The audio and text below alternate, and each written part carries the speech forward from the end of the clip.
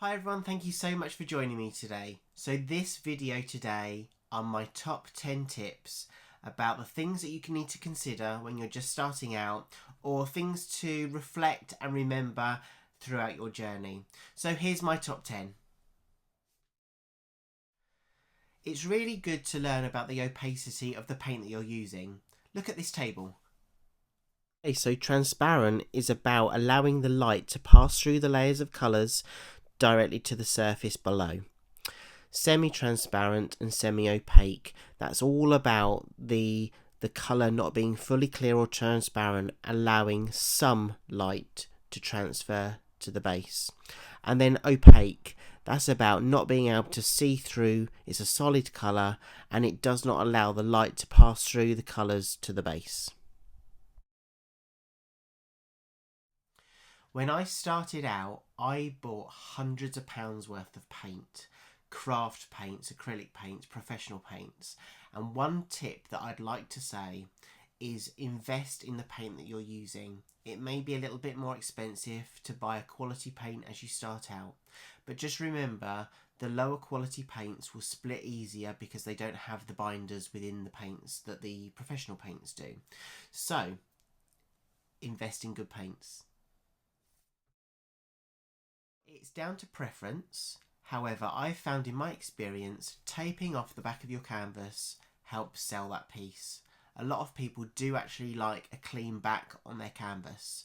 But as I said, it's personal preference, and I really don't mind if there's paint splattered all across the back because it shows the authenticity of that piece. So you're ready to start your creation. You have your workspace, you have all your tools and your paints around you. You're going to get messy probably because we're artists and we like to get a bit messy and have fun. But the one thing that we very rarely check, or I very rarely checked in my early days, was whether the surface was actually straight. So I invested in a spirit level, because one thing you'll notice, especially in your drying area, if your surface is not level, your design is going to go a little bit wonky and it's going to probably fall off the edge. One of the ways I learned was to learn from YouTube. I came across all various artists of all different abilities. Some were really popular and had hundreds of thousands of views and followers. Some only a handful.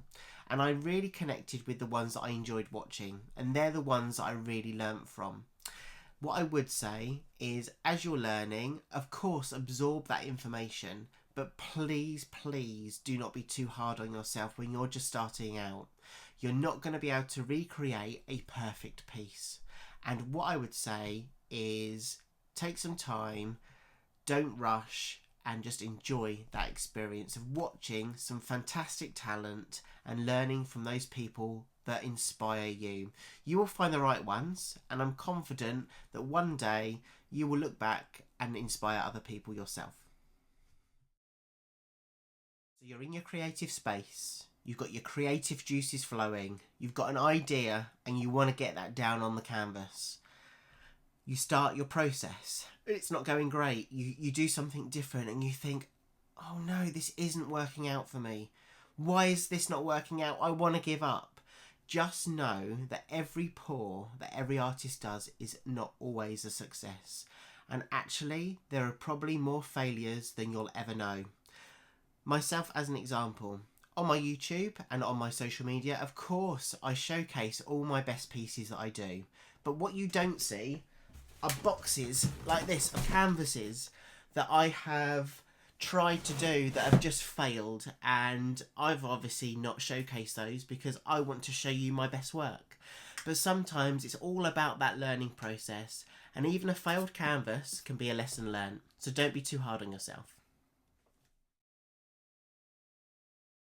Okay, so you will read various things online and be told various things by various people, but from experience I always like to let my paintings dry and cure for at least a couple of weeks, especially if I'm applying a top layer of varnish over the top. And it's even more important if you're going to resin the piece, because you do not want condensation That's liquids from the paints and the water that you've used to not fully evaporate before sealing that piece, because that will really cause some issues.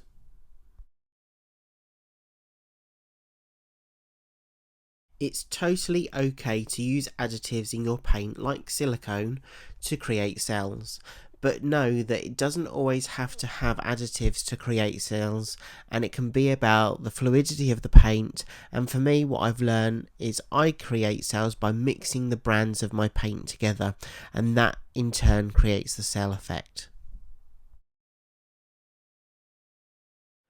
There are many, in fact hundreds of different pouring techniques, and my top advice is when you start out and as you progress through your journey, try one technique at a time. Don't be in a rush to do different technique after different technique. It takes months and years to really master a technique. I'm still very early on in my journey and I'm still learning all the time.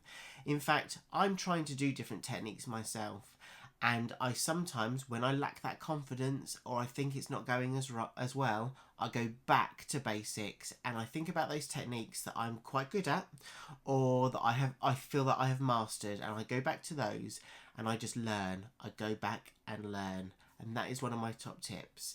Try one technique at a time and don't be in a rush to master all those techniques. And the last one, and these were in no order of importance, but I think this is my personal important one to say to you. Have fun and experiment. That's how we learn as artists, and having fun makes the whole process enjoyable. Don't get stressed out if a technique doesn't work, or I've flung a canvas across the room before because it's just not gone the way that I wanted to. Remember, you've got into art, you've got into fluid art because you're inspired, because you're creative and you just want to have fun. So just remember, when you're on this journey, it's all about experimenting. Sometimes it goes good, sometimes it goes bad, and most of all, having fun, because hey, that's what it's all about.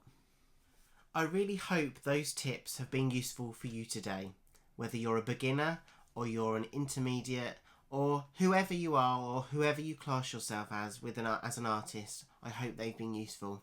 And if you've enjoyed this video, let me know, because I'm really happy to share my experience as I go along. Thank you so much for joining me today, and have a great week. See you soon. Bye.